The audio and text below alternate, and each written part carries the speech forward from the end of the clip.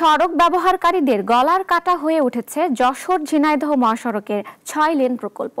গত ৪ বছর ধরে চলাচলের অনুপযোগী অতি গুরুত্বপূর্ণ এই মহাসড়কটি। এতে প্রতিনিয়তই বাড়ছে দুর্ঘটনা, দীর্ঘ হচ্ছে মৃত্যুর মিছিল।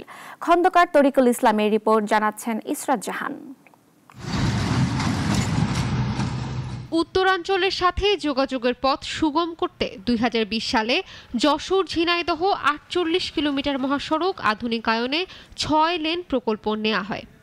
৪,৮০০ কোটি টাকার এই প্রকল্পটি শেষ করার কথা ছিল ২০২৩ সালে,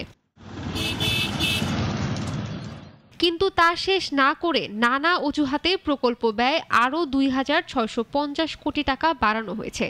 মেয়াদ বাড়ানো হয়েছে ২০২৬-এর জুন পর্যন্ত। সড়ক ব্যবহারকারীরা বলছেন, অন্তত ৪ বছর ধরে মহাসড়কটি চলাচলের অনুপযোগী। এতে প্রতিনিয়ত ভোগান্তি পোহাচ্ছেন মহাসড়ক ব্যবহারকারী, যাত্রী, পরিবহন চালক সহ স্থানীয়রা। 4 লেন হওয়ার কোনো কাজ কারবার শুরু হয়নি, রাস্তা চলার উপযোগী নেই। বৃষ্টি হলে আমরা কাদা, আর রোদ হলে ধুলো। পাকা রোড এখন কিন্তু চলে, এই ধুলো বালির জন্য একটু দোকানদারি করতে সমস্যা হয়। সড়কে আহত নিহতের সংখ্যা যেমন বাড়ছে, তেমনি বড় অঙ্কের লোকসান গুনতে হচ্ছে পরিবহন মালিক, শ্রমিকদের। সে পর্যন্ত আমাদের অপেক্ষা করতে হবে, এর জন্য দুর্ভোগটা আমাদেরই হচ্ছে, যাত্রীদের হচ্ছে। আমাদের গাড়ির ড্যামারেজ হচ্ছে, অনেক গাড়ি পাতি ভেঙে যাচ্ছে, তারা তো যেতে পারছে না। ঝিনাইদহ রোড দীর্ঘ ৫-৬ বছর ধরে ভয়াবহ খারাপ অবস্থা, এবং আমরা কোন রকম গাড়ি চালাতে পাচ্ছি না। আমাদের রাস্তার জন্য আমাদের খুব কষ্ট হচ্ছে গাড়ি ঘোড়া চালাতে। বুঝেছেন, রাস্তা খুব ভাঙা, গাড়ির ডিফারেন্স হচ্ছে প্রচুর। যাত্রীদের হচ্ছে সমস্যা, যাত্রীদের কোনো মাথায় লাগছে, হাঁটি লাগছে গাড়িতে, রাস্তা ভাঙার কারণে।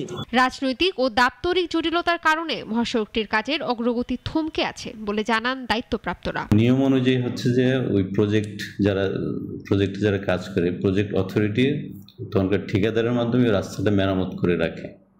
এই জন্য একটু সাময়িক একটু অসুবিধা হচ্ছে। ক্রাইসিস মোমেন্ট আমি হয়তো দেখতে পারি, ওনাদেরকে অনুরোধ করতে পারি, কিন্তু আলটিমেটলি করতে হবে ওনাদের ঠিকাদারের মাধ্যমে।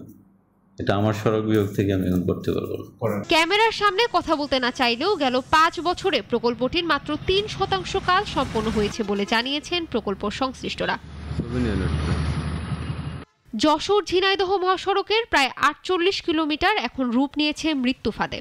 এ বিষয়ে প্রশাসনের দ্রুত পদক্ষেপের প্রত্যাশায় ভুক্তভোগীরা। ইসরাত জাহান, নাগরিক।